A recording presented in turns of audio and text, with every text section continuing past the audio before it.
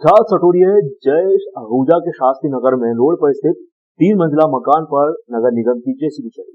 कार्रवाई में खाराकुआ सेंट्रल कोतवाली व नीलगंगा थाना का बल साथ में QRS की टीम भी मौजूद रही। नगर निगम के कर्मचारियों ने पहले निचली मंजिल की दीवारों पर हथौड़े चलाए। इसके बाद जेसीबी से सामने का फ्रंट तोड़ा गया। नगर निगम के बिल्डिंग ऑफिसर लीलाधर दोराया ने बताया कि जयेश आहूजा द्वारा 10 फीट आगे निर्माण किया गया था, इसे आज ध्वस्त किया जा रहा है।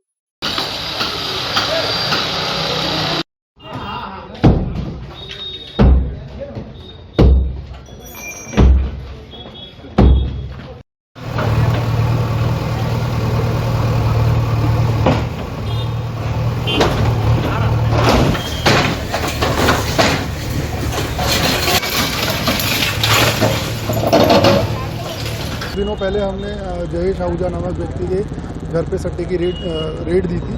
तो चलती गाड़ी में हमको इनसे हाईटेक उपकरण मिला था, जिससे कम से कम 50 से 60 मोबाइल कनेक्ट होते हैं और ये व्यापक तौर पे सट्टे का पूरे प्रदेश भर में संचालन किया करता है। तो उसी के तहत इसके जो भी अवैध निर्माण है उस पर आज प्रशासन की गुंडा विरोधी अभियान के तहत उनको तोड़ा जा रहा है। तो आहूजा जो है जो अभी सट्टे में पकड़ाए थे उनका जो है पुलिस ने आइडेंटिफाई किया था। हमें 2 साइड आइडेंटिफाई की थी और हमें सूचना दी थी, तो इनमें हमने 307 का नोटिस जारी किया था कल।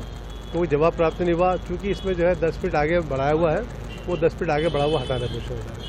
लोकायुक्त उज्जैन की टीम द्वारा पटवारी नितिन खत्री तहसील उज्जैन नगर को आवेदक रविंद्र देशपांडे से 12,000 रुपए रिश्वत लेते हुए ट्रैप किया गया। आवेदक रविंद्र देशपांडे निवासी हरिओम विहार उज्जैन ने दिनांक 11 जून 2022 को लोकायुक्त कार्यालय उज्जैन में उपस्थित होकर पुलिस अधीक्षक महोदय को शिकायत प्रस्तुत की थी कि उसकी पत्नी के नाम खरीदी जमीन का नामांतरण व नकदी के लिए जब वह पटवारी नितिन खत्री से मिला, पटवारी द्वारा उक्त काम के एवज में 15,000 रुपए की रिश्वत मांगी।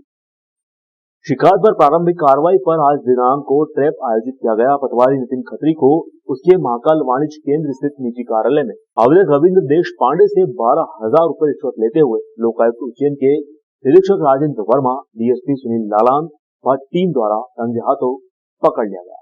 आरोपी पटवारी द्वारा पूर्व में 15,000 रुपए की मांग की गई थी, परंतु प्राथमिक कार्रवाई के दौरान आवेदक के निवेदन करने पर 12,000 रुपए लेने पर सहमति दर्ज की गई। तो करीब साल भर से वो कर रहे थे और रजिस्ट्री जो थी वो रजिस्ट्री 9/11 को हो चुकी थी और नामांतरण के लिए दिए थे, मगर आजकल करते करते आज 7-8-9 महीने हो गए करीब, आज भी नहीं करे वो, आज तक नहीं कर पाया वो। क्या आपको किस तरीके से टाल रहे थे, आपको क्या कारण? वही पैसे के लिए। तो आज जब पैसे के लिए दिया, उसको पैसे दिया तो बोले अब कल मैं पूरा आपको करके कंप्लीट करके दे दूंगा। बोले कितने पैसे आपसे मांग रहे थे, कितने में फिर आपने इसमें फाइनल हुआ था? 12,000, पहले 15 मांगा था। तो मैंने कहा 15 बहुत ज्यादा है जी। तो बोले अच्छा 12 करिए, बोले 12 कर देना। बोले तो 12 में ये हुआ। उस समय इनने आवेदक के निवेदन पर 12,000 रुपये लेने पर काम करने पर सहमति दी। उस शिकायत पर आज एक ट्रैप का आयोजन किया गया और पटवारी का महाकाल वाणिज्य केंद्र में निजी कार्यालय है, वहाँ पर आवेदक से 12,000 रुपये की रिश्वत प्राप्त कर इन्हें लोकायुक्त की टीम द्वारा रंगे हाथ पकड़ा गया है। ये क्यों मना कर रहे थे इनके काम करने के लिए? देखिए, ये रजिस्ट्री तो इनकी 2-3 महीने पहले हो गई थी और जब इनने नामांतरण के लिए और उसका सीमांकन भी करवाना था तो 15,000 रुपये की डिमांड थी। वो बीच में 1-2 बार मिले तो क्योंकि इन्होंने पैसे नहीं दिए थे तो उन्होंने नामांतरण किया नहीं था। बाद में बातचीत पर 12,000 रुपये लेने पर सहमति दी थी इनके द्वारा। और अभी ये बीच में जो है पंचायत चुनाव और नगरीय निकाय चुनाव आ गए, इस वजह से पटवारी जो है ड्यूटियों में लगे थे और यहाँ मिल नहीं रहे थे। तो ये जो बीच में जो डिले हुआ है हमारे ट्रैप का, इस कारण से हुआ कि ये यहाँ पर उपस्थित नहीं मिल रहे थे। उज्जैन के बहादुरगंज में रहने वाली 81 वर्षीय वृद्ध महिला प्रमिला पति सुभाष चंद्र गुप्ता मंगलवार को रतलाम जिले के जावरा निवासी अपनी भतीजी अनीता गुप्ता के साथ जनसुनवाई में पहुंची। वृद्ध महिला ने अपने दिवंगत बेटे शशांक गुप्ता की पत्नी सोनम गुप्ता पर उनकी संपत्ति और जमा पूंजी हड़पने का गंभीर आरोप लगाया है। दरअसल प्रमिला गुप्ता की शादी सन 1972 में आगरा निवासी सुभाष चंद्र गुप्ता के साथ हुई थी। 2-3 दिन बाद ही पति ने प्रमिला गुप्ता से दहेज की मांग की। इसके बाद वे अपने पति का घर छोड़कर उज्जैन चले गए, जहां उन्होंने कई वर्षों तक जीवाजीगंज हायर सेकेंडरी स्कूल में लेक्चरर के पद पर सेवाएं दी और फिर तराना के कचनारिया स्थित राष्ट्रीय स्कूल में प्रिंसिपल के पद पर वहीं से रिटायर्ड हुई। प्रमिला ने एक बेटे को गोद लिया, इसका नाम शशांक गुप्ता था। शशांक ने बहादुरगंज में रहने वाली सोनम गुप्ता से प्रेम विवाह किया और सन 2012 में बीमारी के चलते शशांक की मौत हो गई। सोनम और शशांक का एक बेटा है, इसका नाम अथर्व है। शशांक की मौत के बाद सोनम ने प्रमिला की मां की तरह देखभाल की, लेकिन सन 2021 से सोनम ने प्रमिला के साथ धोखाधड़ी करना शुरू की और धोखे से उनके बैंक अकाउंट से नकदी, उनके लॉकर से कई तोला सोना सहित उनकी बैंक एफडी निकालना शुरू की। प्रमिला ने बताया कि लगभग 30 से 40 लाख रुपए कैश एवं लगभग 30 तोला सोना उन्हें नहीं मिल रहा है। उनके चासर मकान पर भी बहू एवं उसके परिवार ने कब्जा कर लिया है। इसकी शिकायत उन्होंने सेंट्रल कोतवाली थाने में भी दर्ज करवाई है। 1 साल पहले सोनम ने सीहोर में महिला एवं बाल विकास विभाग में नौकरी लगने की बात कही और सीहोर रहने चली गई। कुछ समय बाद प्रमिला को मालूम हुआ कि सोनम ने नीरज सिंह नामक नेवी में नौकरी करने वाले किसी व्यक्ति से शादी कर ली है। अब प्रमिला अपनी संपत्ति और अपनी जमा पूंजी के लिए न्याय की गुहार लगा रही है।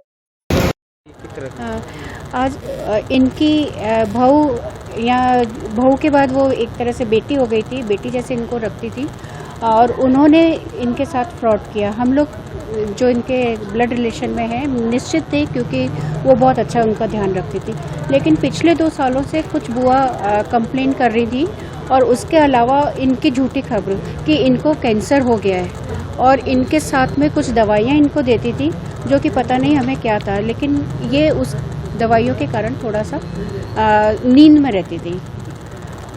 तो जैसा कि ये हमें पड़ोस में बताया गया और जैसा कि मैं अभी फरवरी में जब इनसे मिलने आई थी तब मैंने देखा था कि ये काफ़ी सुस्त सी और नींद में थी, ढंग से बातचीत भी नहीं हो पाई थी हमारी।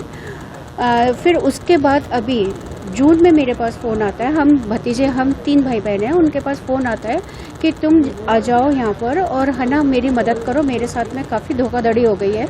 मेरी बेटी ने, क्योंकि वो बहू नहीं रही थी, बेटी हो गई थी, मेरे को बिना बताए शादी कर ली है। मैं उसको बेटी मानती थी और अगर वो मुझसे शादी का कहती तो मैं उससे बकायदा जैसे एक माँ बेटी को विदा करती है। कितना का फ्रॉड अब सामने आ रहा है? अभी जो बैंक स्टेटमेंट से हमें ज्ञात हुआ है वो करीब 30 से 35 लाख रुपए का फ्रॉड है। बैंक लॉकर की चाबी उसके पास है जिसमें कि काफ़ी तीन मतलब इनकी बहन और इनके भाई का भी सोना था, तो करीब 40 से 50 तोले के करीब सोना होगा। वो हम नहीं देख पा रहे हैं क्योंकि चाबी उसी के पास में है। और मकान की रजिस्ट्री में इनको नहीं ज्ञात है, लेकिन इनका कहना है कि एक बार वो रजिस्ट्रार ऑफिस में जाके कुछ रजिस्ट्री या कुछ वसीयत चेंज की है। सर मैं ना सब रिपोर्ट तो लिख चुकी हूँ, बैंक से भी स्टेटमेंट ले चुकी हूँ। तो उन्होंने बताया, उसकी माँ का नाम बताया, उसके भाई का नाम बताया और उसका नाम बताया कि इनने चेक द्वारा पैसे ले लिए परिवार है। कौन है जो जिसने पैसे निकाले हैं आपके, क्या नाम है? एक तो उसका भाई है राहुल राठौर और दूसरी उसकी माँ है विजय लक्ष्मी राठौर। आपकी बहू का नाम क्या है? सोनम गुप्ता। ये कितना लगभग आपका पैसा इन्होंने निकाल लिया है? 1 करोड़ तो होगा उस मकान सब भी है? मिला के। उस मकान और बाकी डायरेक्ट निकाली, जैसी म्यूचुअल हुई तो इसने उसको अब लोन नहीं करवाया, रिन्यू नहीं करवाया और बस ले गई वो। फिलहाल कहाँ है ये जो आपके साथ धोखाधड़ी कर रही है? आपकी बहू कहाँ है फिलहाल? अभी इस साल तो अरविंद नगर में उसका भाई ने जो कब्जा कर रखा है ना मेरे मकान पे, उसके यहाँ ही है, सुनना है मैंने। उज्जैन के महाकाल थाना क्षेत्र के शंकराचार्य चौराहे पर एक खड़ी कार के ऊपर आलीशान पेड़ गिर गया। इसमें कार क्षतिग्रस्त हो गई। गनीमत रही कि कोई जनहानि नहीं हुई। राहगीरों ने जानकारी देते हुए बताया कि रामघाट के समीप कार्तिक मेला ग्राउंड के बाहर मारुति कंपनी की ओमनी गाड़ी पर एक आलीशान पेड़ गिर गया। इससे कार पूरी तरह से क्षतिग्रस्त हो गई। यह कार राजस्थान के कोटा जिले की है। हालांकि कार में एक भी सवारी सवार नहीं थी, जिससे कोई जनहानि नहीं हुई। वहीं पेड़ गिरने से कार चकनाचूर जरूर हो गई। महाकाल थाना पुलिस मौके पर पहुंची और ट्रैफिक पुलिस की मदद से क्रेन के माध्यम से कार को बीच सड़क से एक तरफ खड़ी कर दिया गया। स्थानीय निवासियों का कहना है कि नगर निगम को कई बार शिकायत की गई थी इस आलीशान पेड़ को काट दिया जाए, लेकिन नगर निगम के जवाबदार अधिकारी का इस ओर कोई ध्यान ही नहीं था।